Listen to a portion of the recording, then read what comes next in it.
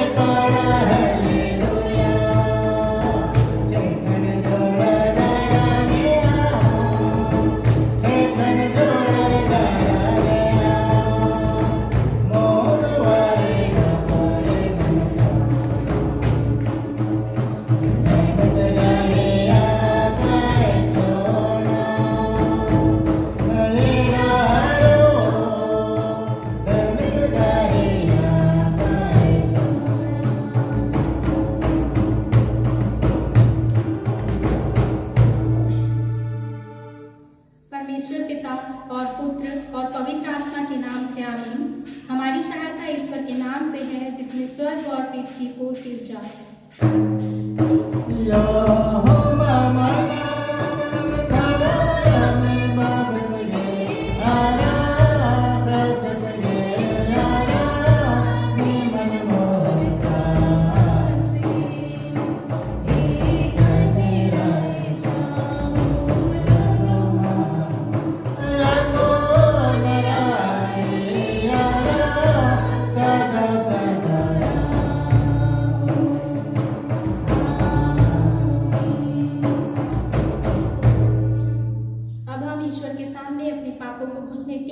एक साथ मान लेंगे।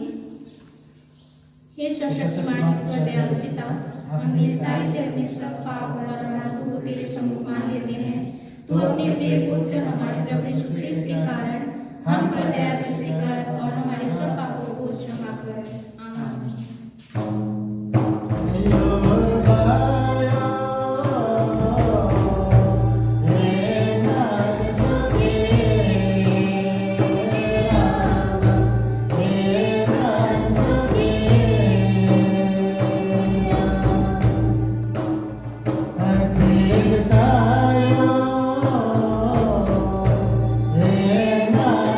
Hey,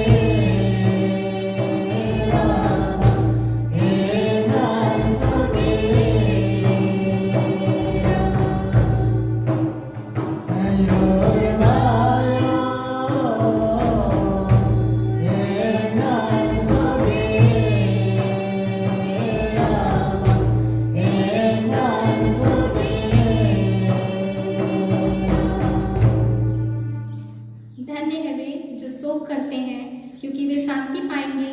धन्य है वे जो नम्र हैं, क्योंकि वे पृथ्वी के अधिकारी होंगे। धन्य है वे जो धर्म के भूखे और प्यासे हैं, क्योंकि वे तृप्त किए जाएंगे। मत्ती 5:4-6।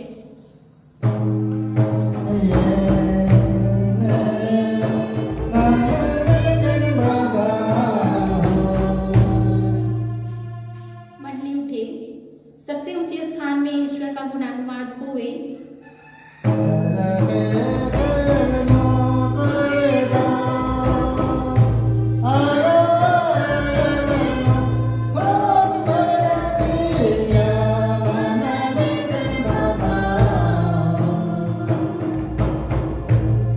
प्रभु तुम्हारे संग होवे।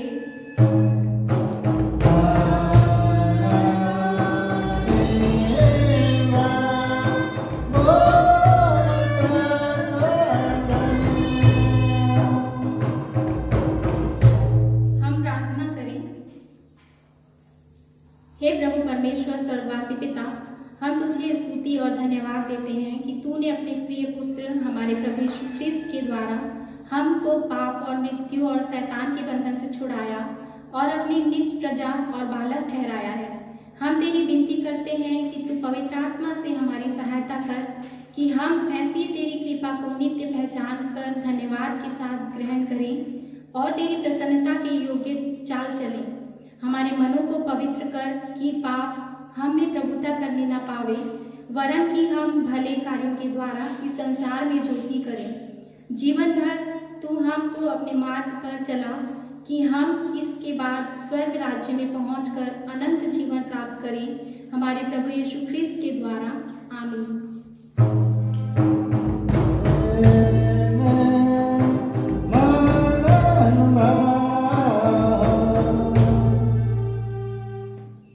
आज का पहला पाठ वचन लिखा हुआ है मत्ती रचित सुसमाचार, इसके 16 अध्याय पद संख्या 13 से 20। और दूसरा पाठ वचन है यशायाह नबी की पुस्तक 35 अध्याय 1 से 10 पद तक। आज का पहला पाठ वचन है मत्ती 16:13 से 20। उन्होंने कहा, यीशु कैसरिया फिलिपींस के देश में आकर अपने चेलों से पूछने लगा कि लोग मनुष्य के पुत्र को क्या कहते हैं। उन्होंने कहा, कितने तो यूहन्ना बपतिस्मा देने वाला कहते हैं, और कितने एलिय्याह और कितने यिर्मयाह या भविष्यवक्ताओं में से कोई एक कहते हैं। उसने उनसे कहा, परंतु तुम मुझे क्या कहते हो? शलोम पतरस से उत्तर दिया कि तू जीवते परमेश्वर का पुत्र मसीह है। यीशु ने उसको उत्तर दिया कि हे शमौन, योना के पुत्र, तू धन्य है, क्योंकि मांस और लहू के नहीं परंतु मेरे पिता ने जो स्वर्ग में है यह बात तुझ पर प्रकट की। और मैं भी तुझसे कहता हूँ कि तू पतरस है, और मैं उस पत्थर पर अपनी कलीसिया बनाऊंगा, और अधोलोक के फाटक पर उस पर प्रबल न होंगे। मैं तुझे स्वर्ग के राज्य की कुंजियाँ दूंगा, और जो कुछ तू पृथ्वी पर बांधेगा वह स्वर्ग में बंधेगा, और जो कुछ तू पृथ्वी पर खोलेगा वह स्वर्ग में खुलेगा। तब उसने चेलों को चिताया कि किसी से न कहना कि मैं मसीह हूँ। आमीन। अभी दूसरा पाठ वचन सुनेंगे जो मिलता है यशायाह 35, उसका पद संख्या 1 से 10। जंगल और निर्जल देश प्रफुल्लित होंगे, मरुभूमि मगन होकर केसर की नाई फूलेगी। वह अत्यंत प्रफुल्लित होगी और आनंद के साथ जय जयकार करेगी। उसकी शोभा लबानोन की सी होगी, और वह करमेल और सारोन के तुल्य तेजोमय हो जाएगी। वे यहोवा की शोभा और हमारे परमेश्वर का तेज देखेंगे। ढीले हाथों को दृढ़ करो और थरथराते हुए घुटनों को स्थिर करो। घबराने वालों से कहो, हियाव बांधो, मत डरो। देखो, तुम्हारा परमेश्वर पलटा लेने और प्रतिफल देने आ रहा है। हाँ, परमेश्वर आकर तुम्हारा उद्धार करेगा। तब अंधों की आंखें खोली जाएगी और बहरों के कान भी खोले जाएंगे। तब लंगड़ा हिरन की सी चौकड़ियाँ भागेगा और गूंगे अपनी जीभ से जय जयकार करेंगे, क्योंकि जंगल में जल के सोते फूटे निकलेंगे और मरुभूमि में नदियाँ बहने लगेंगी। मृग तृणा ताल बन जाएगी और सूखी भूमि में सोते फूटेंगे, और जिस स्थान में सियार बैठा करते हैं उसमें घास और नरकट और सरकंडे होंगे। और वहाँ एक सड़क अर्थात राजमार्ग होगा, उसका नाम पवित्र मार्ग होगा। कोई अशुद्ध जन उस पर से ना चलने पाएगा, वह तो उन्हीं के लिए रहेगा। और उस मार्ग पर जो चलेंगे वह चाहे मूर्ख भी हो तो भी कभी नहीं भटकेंगे। वहाँ सिंह ना होगा और ना कोई हिंसक जंतु उस पर ना चढ़ेगा, ना वहाँ पाया जाएगा, परंतु छुड़ाए हुए उसमें नित चलेंगे। और यहोवा ने छुड़ाए हुए लोग लौटकर जय जयकार करते हुए सियोन में आएंगे, और उनके सिर पर सदा का आनंद होगा। वे हर्ष और आनंद पाएंगे, और शोक और लंबी सांस का लेना जाता रहेगा। यहाँ तक आमीन। वचन पढ़ने वाले भाई बहनों को धन्यवाद। तेरा धन्यवाद होवे हे ख्रीस्त यीशु, हालेलुया।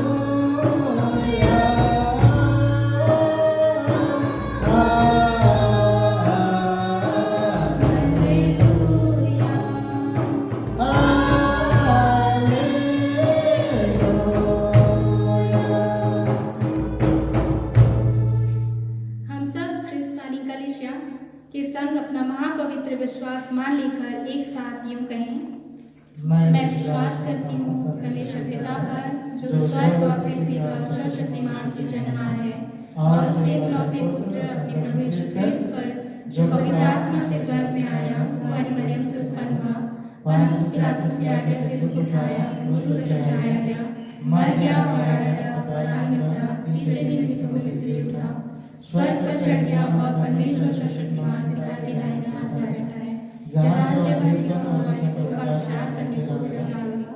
मैं विश्वास करती हूँ पवित्र आत्मा पर, एक ही पवित्र इंसानी कलीसिया, पवित्रों की संगत पर, पापों की क्षमा, देह के जीवन और अनंत जीवन पर। आमीन।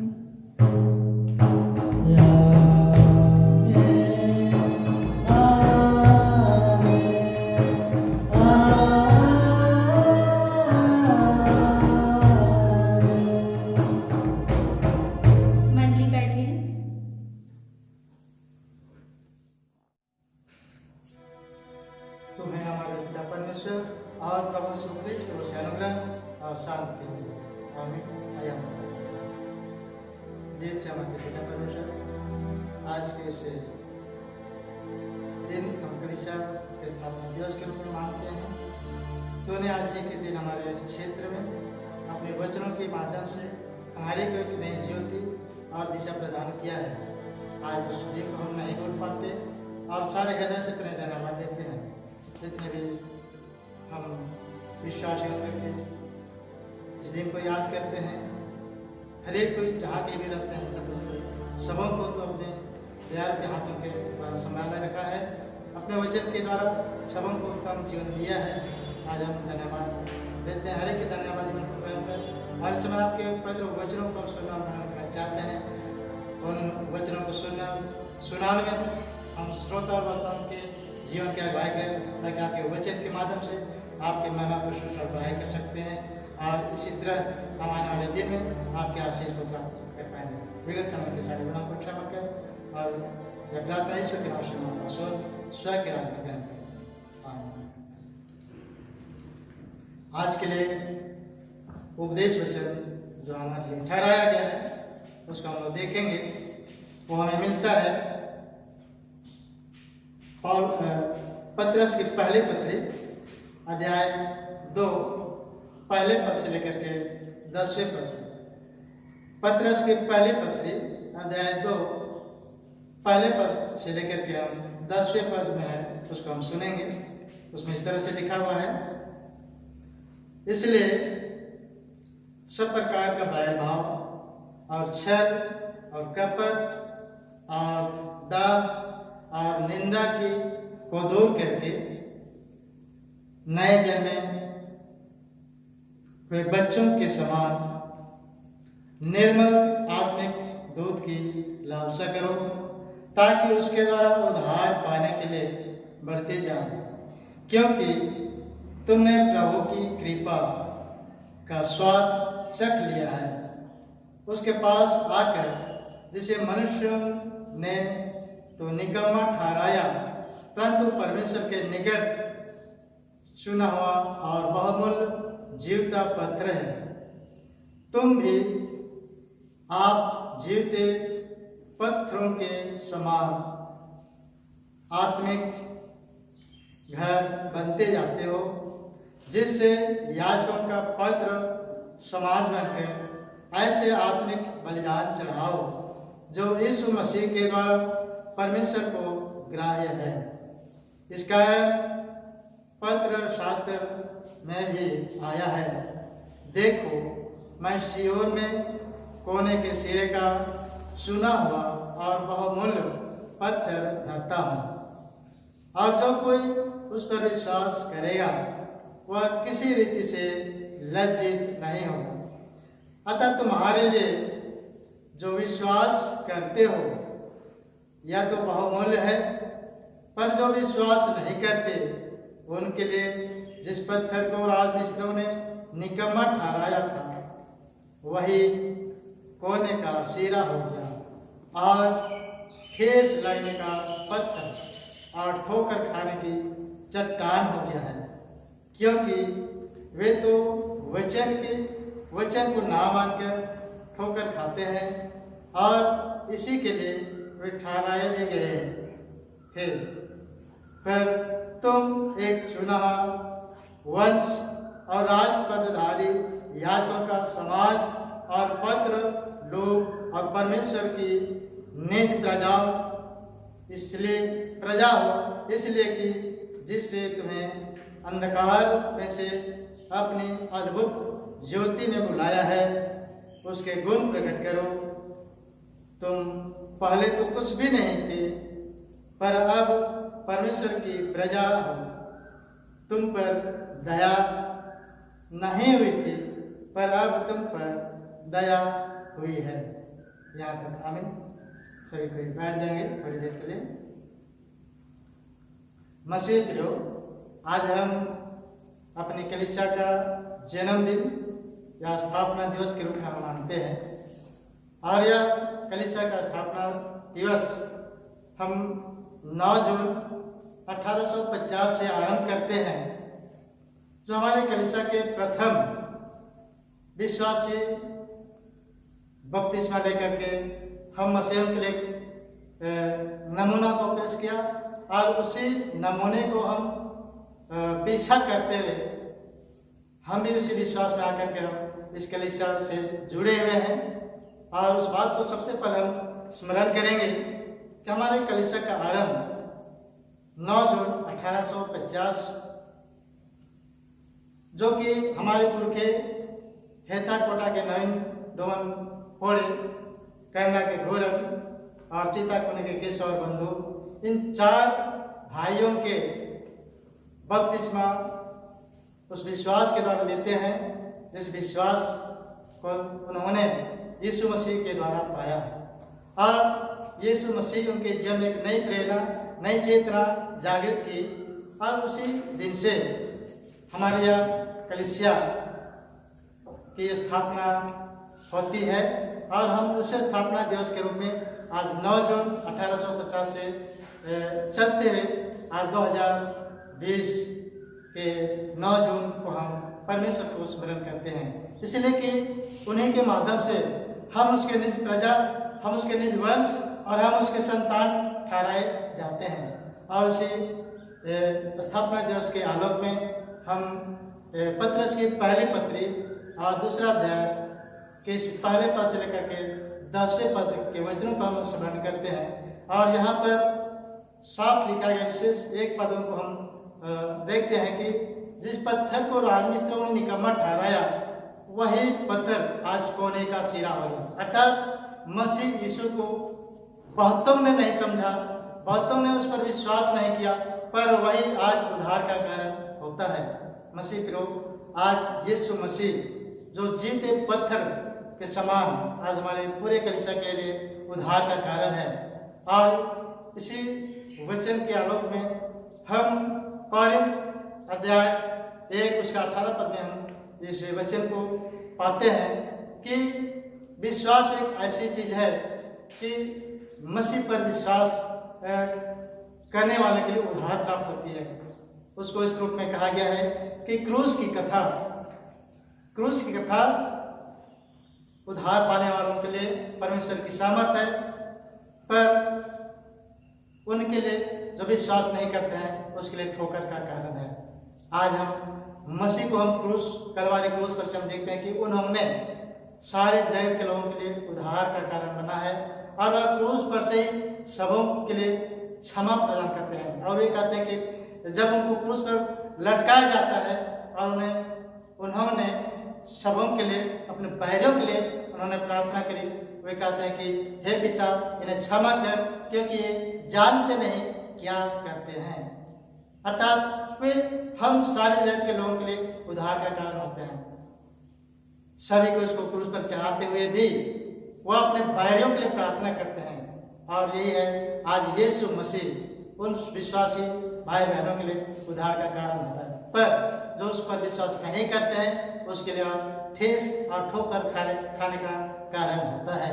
और इसीलिए आज उसकी एक शिक्षा है कि हम इस जगत में जब जाते हैं हर प्रकार के वैभव और छल और कपट और ईर्ष्या और डाह निंदा और सब प्रकार की बुराई को हम दूर करके एक नए जन्म में बालक के नाई एक बच्चों के समान हम निर्मल आत्मिक दूध की लालसा करें। अर्थात वचन कहता है कि हम एक बच्चा जो होता है, बालक जो होता है, वह इतना निर्मल होता है कि वह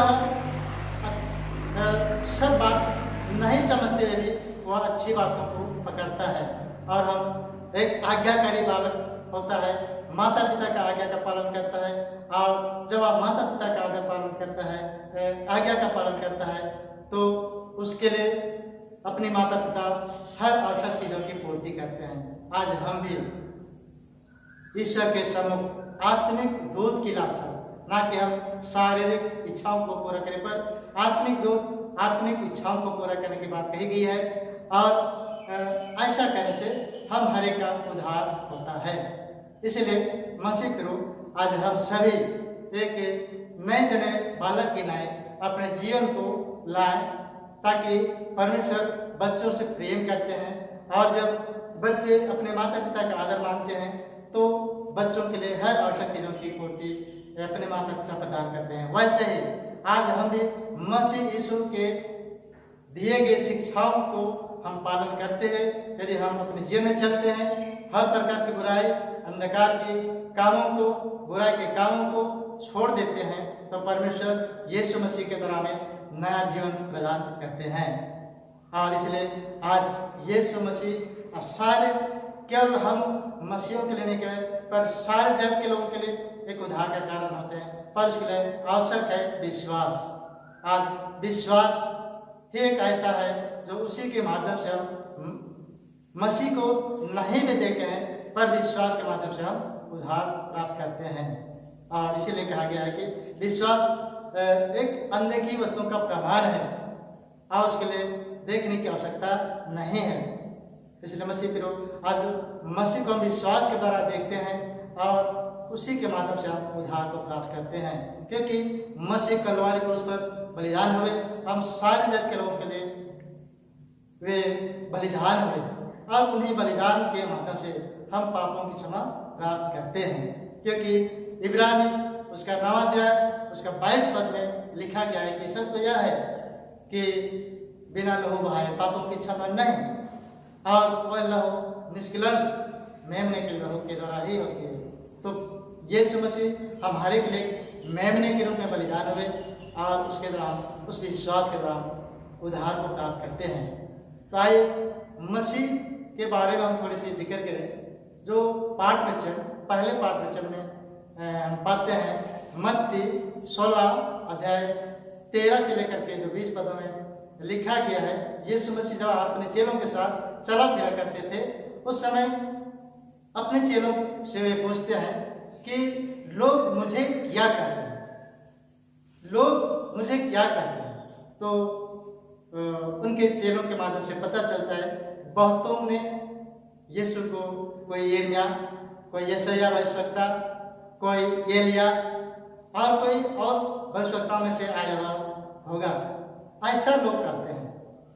तो यीशु कहते हैं कि तुम मुझे क्या कहते हो? लोग तो कहते हैं कि कोई यिर्मयाह या कोई भविष्यवक्ता या कोई एलिया कहते हैं, पर तुम मुझे क्या कहते हो? पतरस, शमौन पतरस ने कहा कि तू जीवते परमेश्वर का पुत्र मसीह है। तो यीशु कहते हैं कि तू अपने शरीर के अनुसार तो नहीं, पर जब तू इन वचनों को तू कहा, जब परमेश्वर का दिया हुआ ज्ञान के द्वारा तो इस बातों को कहा, ऐसे मांस और लहू के द्वारा नहीं, पर परमेश्वर के ज्ञान के द्वारा इस बातों को तूने कहा है। और तू पतरस एक पत्थर होगा और मैं इसी पत्थर पर अपनी कलीसिया खड़ा करूंगा, ऐसा यीशु मसीह कहते हैं। और यीशु मसीह उसी पतरस के माध्यम से अपनी कलीसिया को खड़ा करते हैं। और आज हमारी कलीसिया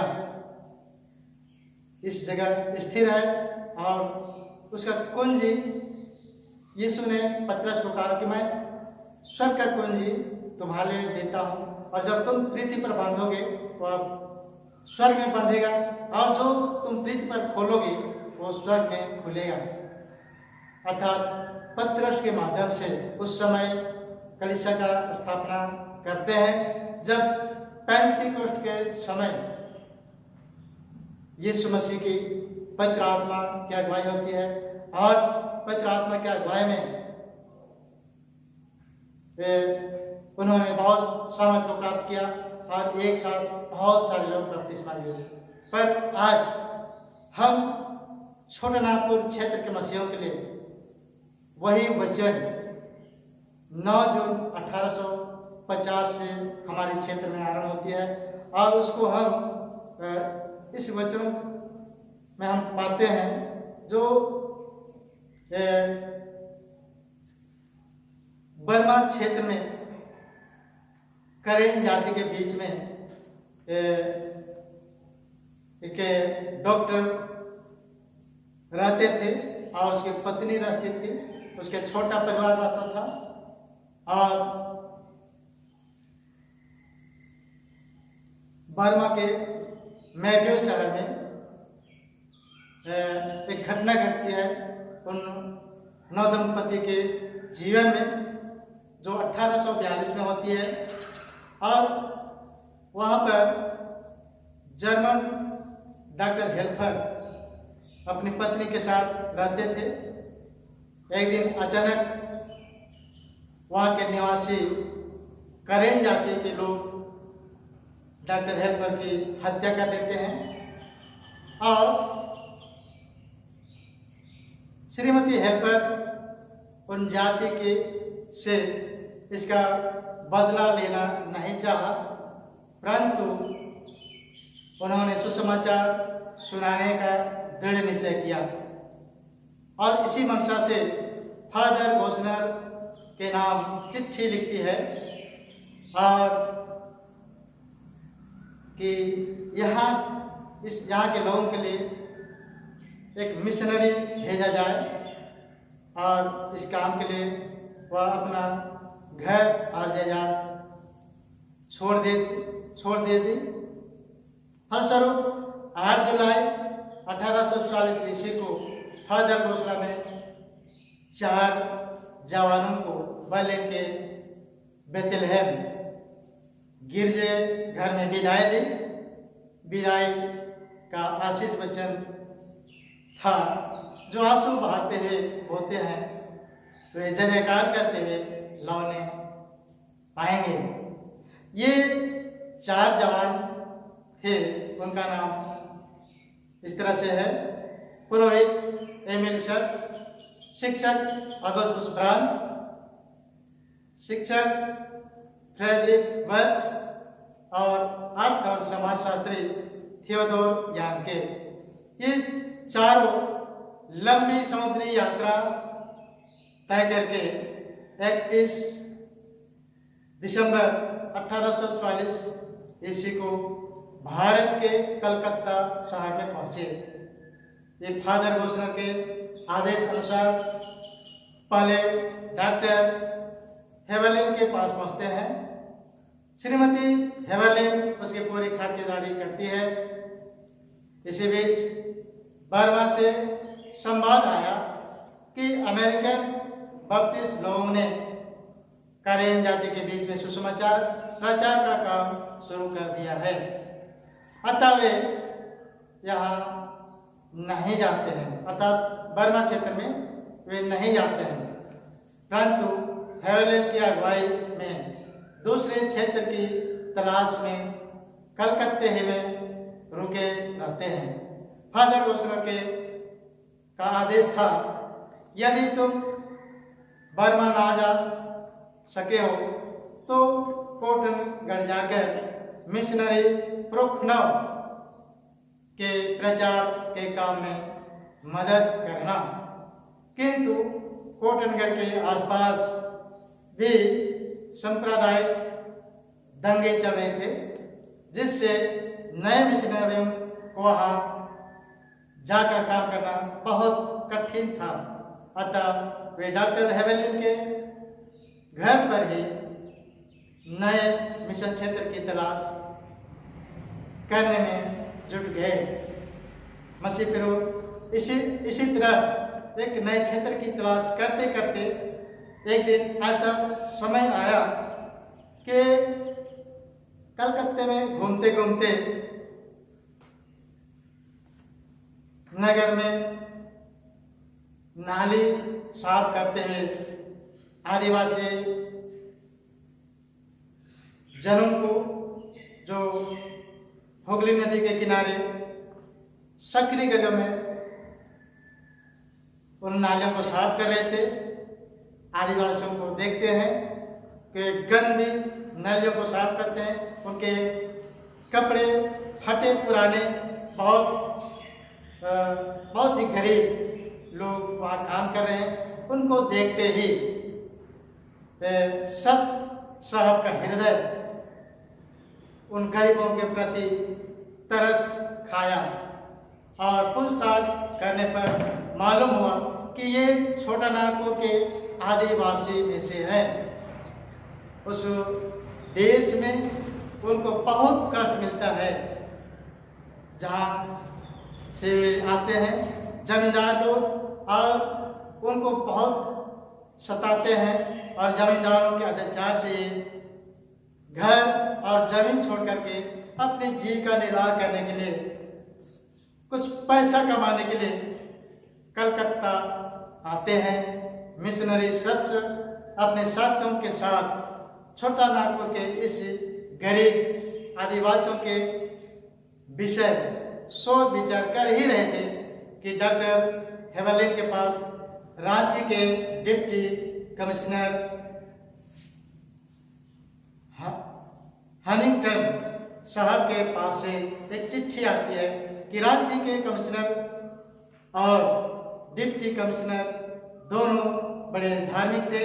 उन्होंने डॉक्टर हेवरलिन से आग्रह किया कि चारों नए मिशनरियों को रांची के आदिवासियों के बीच ईश्वर के वचन फैलाने के लिए भेज दें। ये चारों मिशनरी चिट्ठी की बात सुन करके उसे ईश्वर की बुलाहट समझे और 7 फरवरी 1845 गोस्नर मिशन, गोस्नर कलीसिया के इतिहास में विशेष महत्व रखता है, जब मिशनरियों ने निर्णय लिया कि रांची जाकर छोटा नागपुर के आदिवासियों के बीच में सुसमाचार का प्रचार करें। और इसी तरह यहाँ पर 7 फरवरी 1845 के बाद इस क्षेत्र में आते हैं और यहाँ आने में काफ़ी समय लगता है और ये 2 नवंबर 1845 को रांची पहुँचते हैं। एक लंबी यात्रा के बाद, जो कलकत्ते से हमारे रांची आने के लिए बीहड़ जंगल और नदी नाले और रास्ता भी नहीं, वैसे जगह को पार करते। उस समय यात्रा की कोई सुविधा नहीं थी, एक पाँव पर चलते, बैलगाड़ी पर अपना सामान उठा करके चलते चलते यहाँ पर 2 नवंबर 1845 को पहुँचते हैं और आ करके अपने वचन का प्रचार, लोगों की भलाई का काम करते, लोगों को दवाई देते और रोगियों को चंगा करते। इसी तरह काम करते करते 5 साल बीत जाता है मसीह लोग।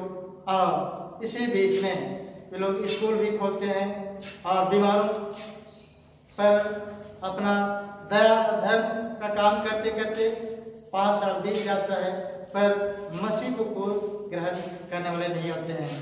पर 1850 में बहुत लंबी यात्रा तय करते करते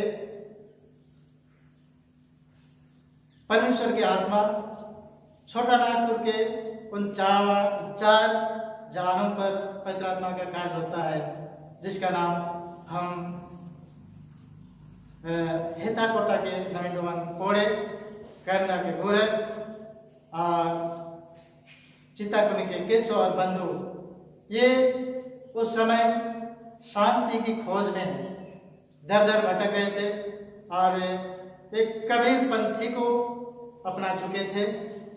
और कबीर पंथी का जो शिक्षक थे वे चतुर गुरु थे और उसके पास उसके संपर्क में आते हैं, पर वहाँ भी उन्हें शांति नहीं मिलती है।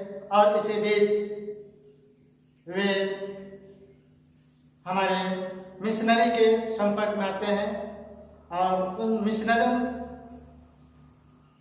के हाथ से एक पर्ची मिलता है कि मसीह यीशु का संदेश उसमें लिखा रहता है कि मसीह पर जो विश्वास करेगा वो उद्धार पाएगा।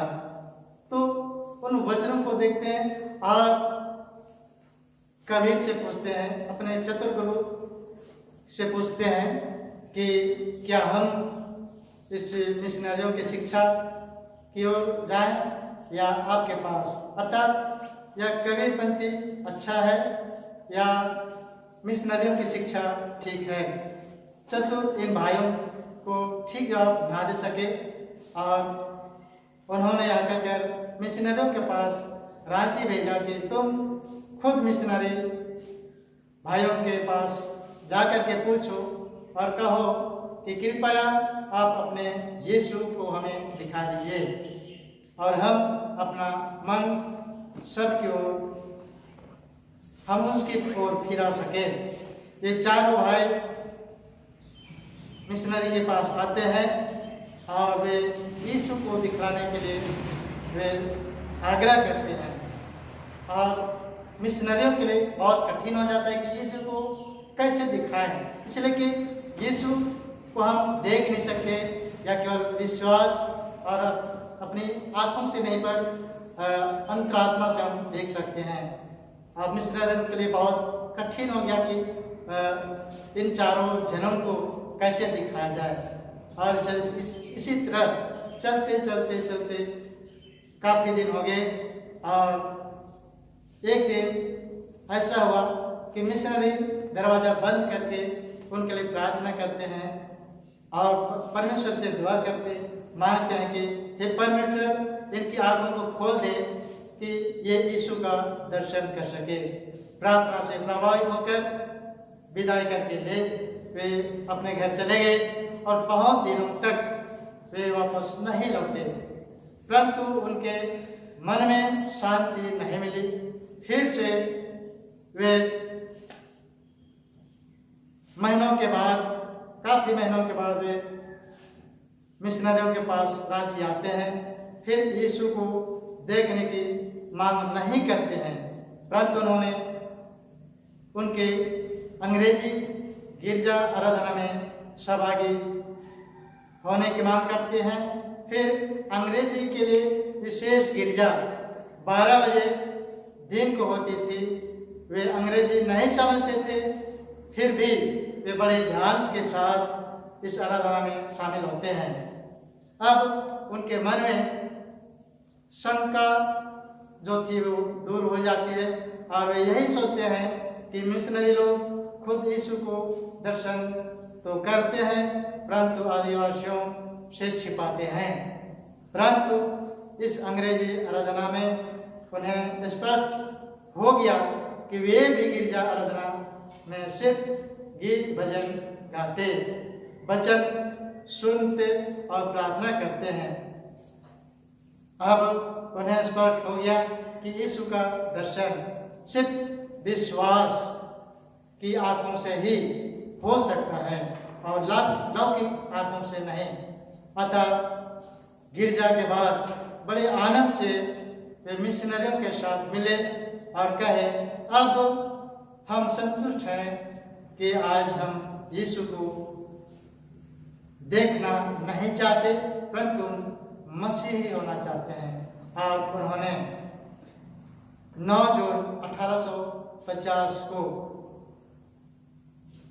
अपना विश्वास के माध्यम से बपतिस्मा लिया और वही बपतिस्मा का दिन आज हम सारे विश्वासियों के लिए, केवल छोटा नागरिक नहीं पर सारे विश्वासियों के लिए अपनी कलीसिया का स्थापना दिवस के रूप में हम उसको स्मरण करते हैं और यही एक कलीसिया का नींव माना जाता है। और इस दिन को हम आज कलीसिया का जन्मदिन के रूप में मानते हैं और इन्हें हेता कोटा के नए डोन पहन, चिताकोने के केशवबंधु, करना के गुरन, ये चारों भाइयों के माध्यम से हमारे कलीसिया में एक नवजीवन, नई चेतना जागृत हुई और हम उन्हीं के वंशज, पदधारी और विश्वासी होकर के हम जीते हैं। अर्थात आज परमेश्वर ही इस काम को कर सकते हैं। इसलिए पाठ वचन में भी कहा गया है कि परमेश्वर उद्धार कर सकता है और निर्जल स्थान में जल बहा सकता है और जो असंभव है वह संभव हो सकता है। मसीह विरोध आज जहाँ पर जल नहीं है वहाँ परमेश्वर अपने जल बहा सकते हैं और हम हरेक जो गिरे हुए हैं, हम सभी नीच और दुर्बल लाचार लोगों के लिए परमेश्वर उद्धार का कारण बनते हैं और परमेश्वर मसीह के वचन के माध्यम से आज हम पुरखे जो गिरे हुए थे, दबे और कुचले हुए थे, उनको उठाने का काम किए हैं, उद्धार का काम किए हैं और वह आज अपने शारीरिक आंखों से नहीं पर आत्मिक आंखों से या विश्वास के माध्यम से हम उद्धार को पाते हैं। और ये विश्वास आज हम यीशु के पर विश्वास करने के माध्यम से हम उद्धार पाते हैं। पर आज जैसे पतरस और यीशु के बीच में जो वार्तालाप होती है कि लोग मुझे क्या कहते हैं, तो आज हम भी, हमारे बीच में भी बहुत सारे ऐसे हो सकते हैं कि यीशु को बहुत सारे भविष्यवक्ता के रूप में बोल सकते हैं, बहुत सारे यिर्मयाह के रूप में बोल सकते हैं, बहुत सारे यशायाह के रूप में बोल सकते हैं। लेकिन आज हम क्या करते हैं? आज परमेश्वर आपसे भी और हमसे भी पूछना चाहते हैं, या यीशु आपसे और हमसे पूछना चाहते हैं कि लोग तो भविष्यवक्ता मानते हैं, लेकिन आज आप और हम क्या करते हैं? आज जैसे हेता कोटा के नवीन पहन, उन्होंने यीशु को एक उद्धारकर्ता के रूप में स्वीकार किया, बपतिस्मा लिया और उसके द्वारा हम इस मार्ग पे आते हैं और उद्धार को पाते हैं। तो हमें भी कहना चाहिए कि तू जीते परमेश्वर का पुत्र है, ना कि कोई यशायाह भविष्यवक्ता, ना कि एलिया। जैसे पतरस ने कहा, आज आपको और हमें भी कहने की आवश्यकता है कि यीशु आज आपके लिए और हमारे जीते परमेश्वर का पुत्र मसीह है और उसी के द्वारा आज हम उद्धार को प्राप्त करते हैं। और यीशु के द्वारा आज हम सारे जगत के लोग जो विश्वास होते हैं, आज इस कलीसिया का स्थापना दिवस में हम भी कहें कि यीशु जीते परमेश्वर का पुत्र है और जिस पत्थर को राजमिस्त्रों ने निकम्मा ठहरा करके क्रूस पर बलिदान किया और वही पत्थर आज कोने का सिरा हो गया और हम उसी घर में हम निवास करते हैं जिस घर को यीशु ने बनाया। और यह आत्मिक घर आपके लिए, हमारे लिए ठेसा ठोकर का करने पर उद्धार का कारण है। और इसलिए हम सभी को इस दिन को यीशु मसीह के नाम से आते हैं, उस विश्वास के द्वारा हमारा और आपका विश्वास यही है कि यीशु हमारे लिए उद्धार का कारण है। परमेश्वर इन वचनों के द्वारा आप सबों को आशीष दें। आइए आज हम इस कलीसिया स्थापना दिवस के शुभ अवसर पर एक भजन गीत गाएंगे।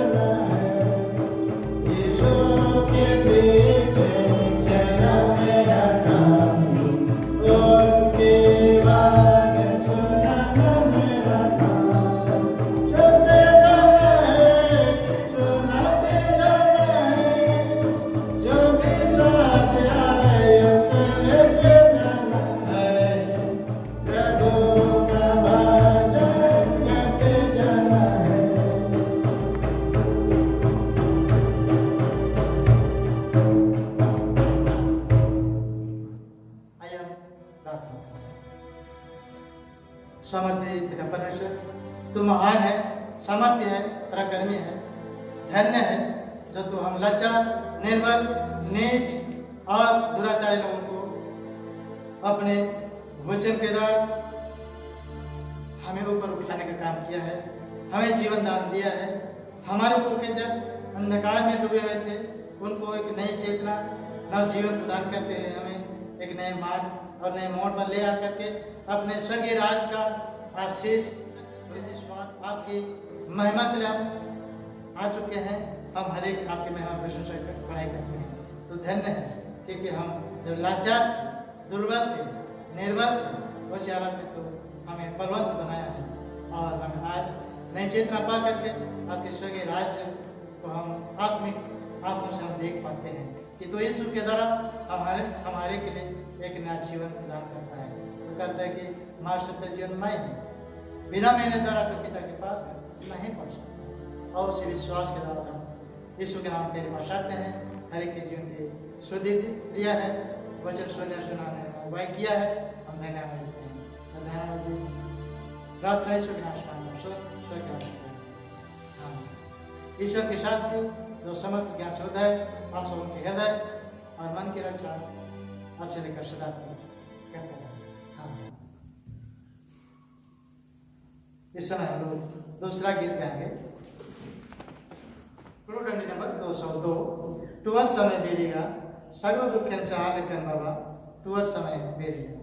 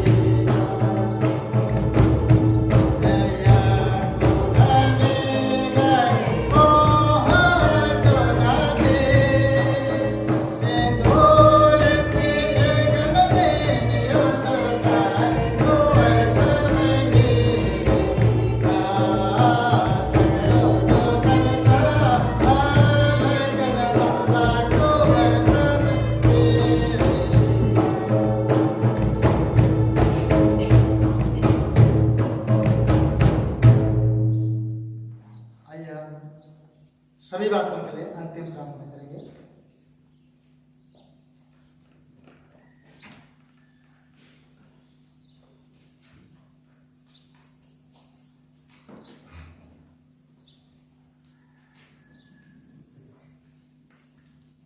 हे प्रभु परमेश्वर सर्वशक्ति पिता, हम तेरी विनती करते हैं कि अपने प्रेताने कलीसिया और उसके सारे सेवकों की अगुवाई कर कि वे तेरे वचन के निर्मल उद्देश्य में ठहरे, जिससे सत विश्वास और प्रेम हमें बढ़े और बढ़ाया जाए।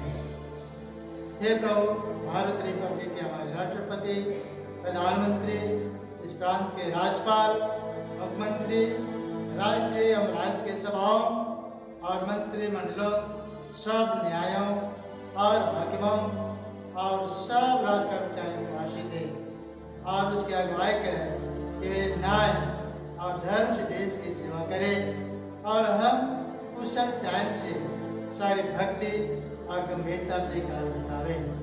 हमारे कलीसिया के विषय, कलीसिया के पदाधिकारियों तथा सभी कार्यकर्ताओं एवं कलीसियाई सभाओं को आशीष दे कि वे इस मंडली को तेरे पवित्र इच्छा के अनुसार चलावे। जगत की लुथेरान कलीसिया और विदेश के हमारे मित्रों को आशीष दे कि हम क्रिस्त प्रेम और सहयोग में आगे बढ़े और जगत में तेरी साक्षी के लिए अधिक सामर्थ पावे। हमारे कलीसिया के सब काम पर आशीष दे, लड़के लड़कियों की शिक्षा पर आशीष दे कि वे तेरे डर और प्रेम में बढ़ते जावे। कलीसिया के विद्यालयों और अन्य संस्थानों को संभाल और उनको बढ़ती दे और उनके द्वारा कलीसिया के लिए आत्मिक और लौकिक आशीष दे। खेती बाड़ी और हर एक का उद्यम, नौकरी, व्यवसाय और श्रम को सफल कर, जिससे हर कोई सुवेग से तेरे आगे चले और अपने जीविका पावे। अपनी कृपा से उस अपने टिकर तो कंगाल पर रोग और नाना प्रकार की शक्ति और दुख में है उनको शांति दे। कलीसिया के अधीन संचालित मिशनरी सेवा सहभागिता के कामों पर आशीष दे। सभी मिशनरियों को पवित्र आत्मा से अभिषेक कर के निर्भय होकर निष्ठापूर्वक अपने कार्य को कर सके। सुसमाचार के कार्यों में बाधा विरोधी तत्वों को दूर कर दे ताकि जहाँ मंगल सुसमाचार नहीं पहुँचा है वहाँ पहुँचाया जा सके। इसी समय हम आपके लिए प्रतिष्ठा देने हेतु आपके उन वचनों को स्मरण करते हुए धन्यवाद भेंट मुट्ठी खोलते हुए देते हैं, जो हम हर एक के लिए आशीष दिया है। उन्हें अनाजों में से, उन्हें रुपये पैसों में से हम अनर्थ रुपये पैसे के रूप में देते हैं। उन दानों को तो ग्रहण कर और जिस खत्ते से निकाला जाता है उस खत्ते के ऊपर अपना रख, ताकि हम पुनः आपको धन्यवाद भेंट अर्पित कर सके, आपकी प्रतिष्ठा कर सके, क्योंकि तू कहता है कि तू अपनी उपज का 10वांश अपने याग भंडार में लाओ और मुझे इस तरह से देख के परख कर देखो कि मैं तुम्हारा यह परमेश्वर तुम्हारे अपरंपार आशीष की वर्षा करता हूँ नहीं। या परमेश्वर तू सच में हम हर एक के लिए बहुत आपका आशीष दिया है और उन्हें आपके आशीष में से हम कुछ भाग आपको भेंट अर्पित करते हैं और इस भेंट में अपने आशीष के साथ आपकी कलीसिया की बढ़ती के काम में आने पाए। और इसी तरह जितने भी हृदय खोलते हैं आप हर एक के हृदय रूपी भेंट को ग्रहण कर। अब फिर से हम इस बात को स्मरण करते हैं, प्रार्थना करते हैं कि आज जो 9 जून 2020 है, 1850 से लेकर के इतनी लंबी यात्रा में इस कलीसिया में बढ़ती का काम किया है। लोग अंधकार में भटके हुए थे, उनको तो उद्धार प्रदान किया है और अपने मिशनरों के माध्यम से अपने निज प्रजा को ज्योति दिया है। हर एक जो ज्योति को पा चुके उन पर अपना अनुग्रह कृपा प्रेम बनी हुई है, उसमें तो अपनी भुजबल हाथों को पसारते हुए उन्हें मजबूत बना कि हम हर एक आदमी तो यहाँ परमेश्वर के रूप में हम ग्रहण कर चुके, आप ही सारी जगत के उद्धारकर्ता के रूप में हैं। आज हम स्थिर होकर के आपकी बड़ाई कर सके। आज हम ध्यान में बैठे हैं, अभी तक जो यहोवा के नाम से नहीं जानते, यीशु के नाम से नहीं जानते, उनके लिए अपनी ज्योति को फैलाने में जो भी मिशनरी के काम करते हैं, उन तमाम वचन मिशनरी सभी वचन संदेश वाहकों को शक्ति और सामर्थ से भर दे कि आज ही के दिन जो पुरखे अंधकार में थे ज्योति में आए, उसी भांति आने वाले समय में जो अंधकार में अभी तक बैठे हुए हैं वे भी तेरी ज्योति को देख सके, उद्धार को देख सके। हमारे कलीसिया के सब भाई बहनों की रक्षा कर, जो दूसरे जगहों एवं दूसरे देशों में चले गए हैं, वे सब जोखिम और परीक्षा में विश्वासी ठहरे।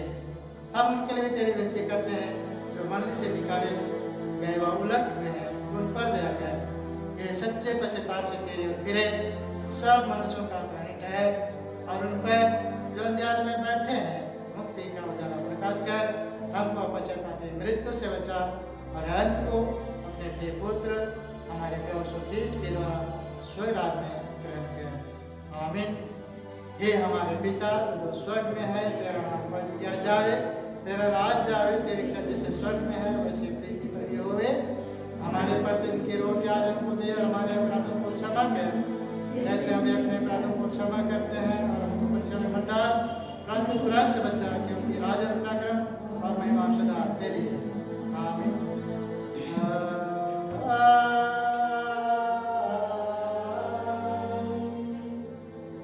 अब विश्वास के और दीन से ईश्वर का आशीर्वाद को ग्रहण करें। परमेश्वर तुझे आशीष दे और तेरी रक्षा करे। परमेश्वर अपना मुख का प्रकाश तुझ पर करे और तुझ पर अनुग्रह करे। परमेश्वर अपना मुख का प्रकाश तुझ पर करे और तुझे पुरुष दे। आमीन। धर्म से गाहे